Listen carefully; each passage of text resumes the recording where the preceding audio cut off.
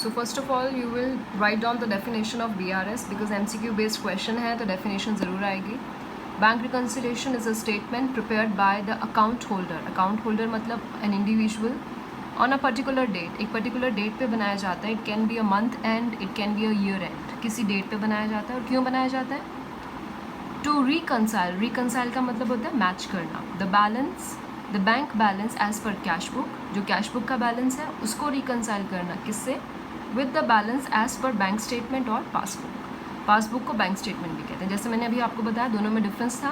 Cash book के according मेरा balance 3.5 lakh था बट पासबुक के अकॉर्डिंग 4,20,000 था. दोनों के बैलेंस को रिकंसाइल करना, एरर फाइंड आउट करना, इस चीज़ के लिए जो स्टेटमेंट बनाई जाती है उस स्टेटमेंट को कहा जाता है बेटा बैंक रिकंसिलिएशन स्टेटमेंट. फाइन.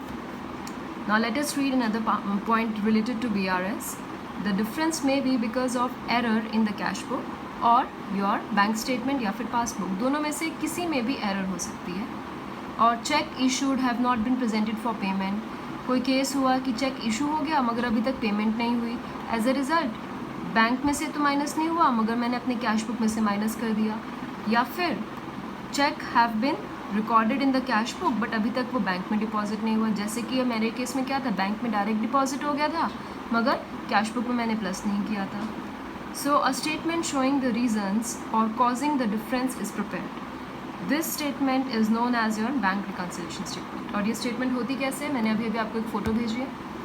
उस फोटो में आपका फॉर्मेट है कि how to prepare your bank reconciliation statement. अब बैंक रिकंसिलिएशन स्टेटमेंट बनाने के 4 केसेस होते हैं बेटा. सो आपको ये दोनों पॉइंट्स लिखने के बाद नेक्स्ट नोट्स जो बनाने हैं अपने रजिस्टर्स में, these are 4 cases of your BRS. 4 cases हो सकते हैं BRS के.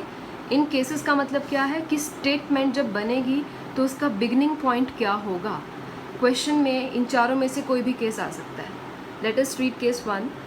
When debit balance as per cash book is given. आपको क्वेश्चन में गिवन है कि आपको कैश बुक दे रखी है और उसका डेबिट बैलेंस दे रखा है. डेबिट का मतलब मैंने अभी आपको बताया था, कैश बुक का डेबिट होता है फेवरेबल. फेवरेबल का मतलब क्या होता है, ये क्वेश्चन अगर आपको फर्स्ट स्टेटमेंट दे रखी है तो कहाँ से बिगिन होगा. 2 कॉलम्स बनते हैं. This is your particulars. ये दोनों अमाउंट के कॉलम होते हैं. एक होता है ऐड कॉलम, एक होता है माइनस कॉलम. तो अगर ये फेवरेबल है तो ये वाला पॉइंट, इसकी जो भी वैल्यू दे रखी है, फॉर एग्जांपल आपको दे रखा है debit balance as per cash book 3,50,000, तो आप वो वैल्यू ऐड वाली साइड पे लिखेंगे ना कि माइनस. क्यों? क्योंकि कैश बुक और डेबिट क्या बन जाता है, फेवरेबल. तो फेवरेबल बनने का मतलब क्या है, उसका स्टार्टिंग पॉइंट कहाँ होगा, वो वैल्यू प्लस से स्टार्ट होगी. इसका अपोजिट है when credit balance as per cash book is given. अब बेटा आपको क्वेश्चन में दे रखा है credit balance as per cash book is 2 lakh. Cash book है और उसका क्रेडिट बैलेंस है, मतलब पॉजिटिव बैलेंस है या नेगेटिव. नेगेटिव. तो वो कहाँ जाएगा, माइनस से बिगिन होगा, अनफेवरेबल. तो वो वैल्यू 2 लाख आप कहाँ लिखेंगे, माइनस के नीचे. नेक्स्ट केस है आपका कैश बुक के 2 केसेस बनते हैं, फेवरेबल या अनफेवरेबल. सिमिलरली पासबुक के भी 2 केसेस बनते हैं, फेवरेबल या अनफेवरेबल. केस सी क्या कह रहा है, when credit balance as per passbook is given. Now अभी मैंने आपको स्टार्टिंग में बताया पासबुक एंड क्रेडिट क्या होता है, वो प्लस, फेवरेबल. तो इसकी वैल्यू जो भी गिवन होगी आप क्वेश्चन बिगिन कहाँ से करोगे, प्लस साइड से. And case D, when debit balance as per passbook is given. Passbook है और उसका नेचर डेबिट दे दिया तो वो अनफेवरेबल है, तो आपका क्वेश्चन बिगिन कहाँ से होगा, माइनस साइड से. ठीक है. इन चारों में से कोई भी एक स्टेटमेंट होगी, बिगिन कहाँ से करना है आपको पहचानना है. तो आपको ये याद करना है. चारों एक बारी में नहीं याद है क्योंकि बिगिनिंग पॉइंट एक ही होगा.